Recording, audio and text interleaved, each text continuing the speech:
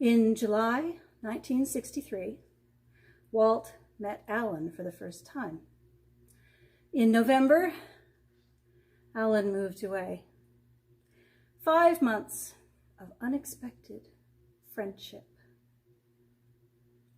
Walt and Esther had just settled into St. Anthony's after nearly 13 years of pastoring at Selby, which had been their first church, their first home. It was where they had left little Faith. Leaving had been hard. All those friends and memories and that tiny grave, an hour's drive away now. They promised each other that they'd go and visit, but Esther was teaching all week and Walt was busy on Sundays, and Saturdays had a way of filling up. Walt worried that the little plaque on the ground might get lost in the grass or stepped on or broken or something. He'd lie awake at night worrying about that. But one of the things that Walt loved about St. Anthony's was the soup kitchen. An actual soup kitchen. Selby had been a small town, so there didn't seem to be a need for a soup kitchen, but this was an actual city, and it was a completely different world. So every Tuesday, the basement came to life. It was the usual church basement with a cement floor and walls that had been white at one point, stacking chairs and tables that made noise when everybody moved them, and a whiff of bleach and a whiff of floor polish. And at one end of the room there was a pass-through where the ladies of the kitchen cabal, as Walt came to think of them, ladled out bowls of something steaming and wonderful with home-baked biscuits and a small paper plate of this week's salad, Caesar, coleslaw, fresh fruit. Serving started at noon sharp, but the doors were open an hour before. Because, in the summer, the basement was cooler than out on the sidewalk, and in the winter it was warmer, and the men would be waiting anyway, so they might as well wait inside. The ladies of the kitchen cabal, they loved with a fierce love. The kind of love that would wrap your knuckles as soon as give you a hug, but only if it was for your own good. If they didn't care, they'd just let you act any old way you pleased. But you were better than that. And you were going to live up to your potential. So the line formed neatly to the right and moved neatly past the window. No teasing, no sass, no swearing, just a please and a thank you very much, ma'am. Walt's job in all this was to show up wearing his collar and to say the prayer. Alan was one of the men, in his 60s, like so many of them. He was clean and he was rumpled with that scruffy uniqueness. But Alan did not arrive early like everybody else. He did not stand in line. He arrived at 11:59:59, walked straight to the counter with his eyes down. He put a Tupperware container on the pass-through counter. The captain of the kitchen cabal, Mrs. Abernathy, said, "Good morning, Alan." "Morning, ma'am." She filled his container with soup and put it in a paper bag with a biscuit and handed it back. And Alan said, "Thank you, ma'am." "You're welcome, Alan. We'll see you next week." He nodded and he left. Walt asked Mrs. Abernathy what it was all about, and she said she didn't know for sure, but about 6 months ago, Alan had come in for soup and a biscuit, but he was very uncomfortable and he insisted, "I need to eat at home. I need to eat at home," which had thrown everybody in the kitchen for a loop, but they found a container, that container, and a lid and a bag, and away he went. He never stayed. He never made eye contact. He never talked to anyone except Mrs. Abernathy. So the next week, Walt, being Walt, stationed himself at the door. And as Alan was leaving with his paper bag, Walt just said, "Hi, you're Alan, right? My name's Walt." "Morning, Reverend." "Okay, well, we'll see you next week, right?" Next week. And the next few Tuesdays went the same. Walt said hi. Alan said hi back with his eyes down, nodding, and he'd leave.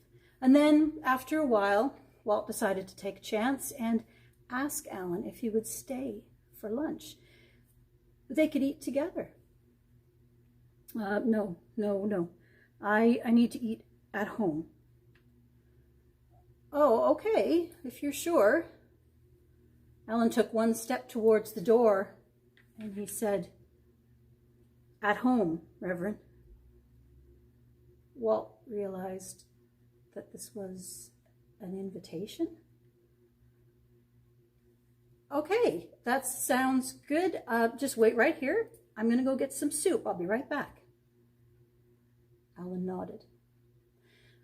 Mrs. Abernathy gave Walt a very approving smile and another takeout container, and he followed Alan out the door.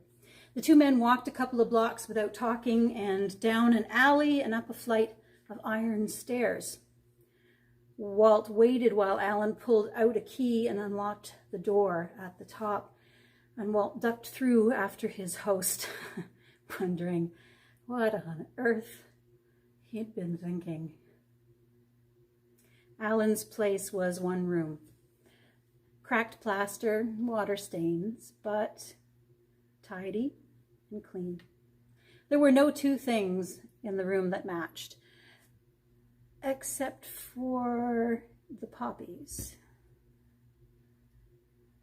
Alan cleared some socks off the couch and gestured for Walt to sit. Alan took the kitchen chair by the window, and he reached behind himself and took a couple of spoons off the sill. He looked carefully at them both and breathed on one, polished it on his sleeve, checked it again in the sunlight, and handed it to Walt. Walt decided, what the heck? He said thank you. He took the spoon and he dug into his lunch. He looked around the room just for something, for anything to talk about, but there were no books, there were no newspapers, there were no magazines, just a small TV and a radio and a toaster. On the wall above the toaster, beside the poppies, there was a picture of a young girl with blonde pigtails and a gap-toothed smile, and the picture looked at least 20 years old. "Alan, who's the little girl in the picture?" "My daughter." "Oh, really?" "Yeah." "What's her name?" "Lorna. Lorna from my mom. She lives out west. She said she's going to send for me. I'm going to see her soon, and she's going to send for me, she said." "Oh, well, that sounds like it'll be really nice." "Yeah, she's going to send for me, she said." "When did you see her last?" 1952. And he went back to eating his soup. 11 years. Walt could not imagine it. He looked at the picture. Imagine having a daughter and not seeing her for 11 years.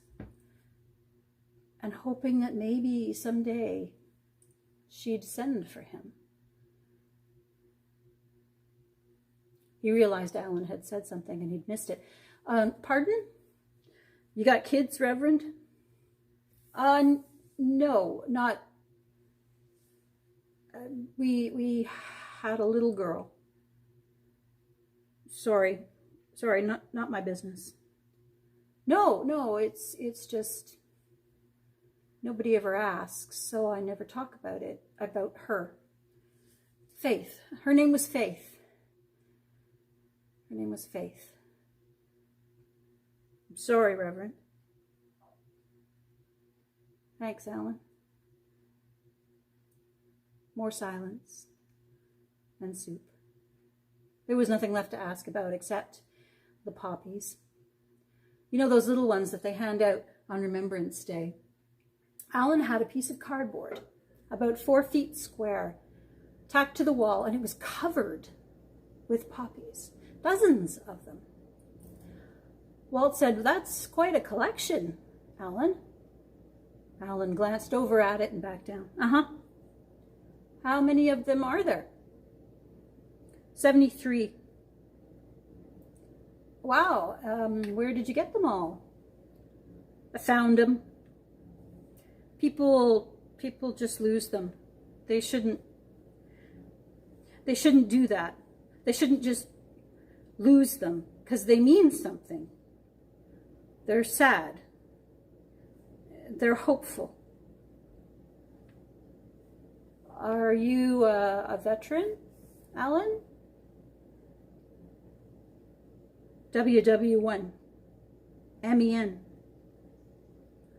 And Walt said, WW2, Rimini. Alan looked up, and for the first time, Walt saw that he had blue eyes. Yeah? Walt said, yeah. And they talked.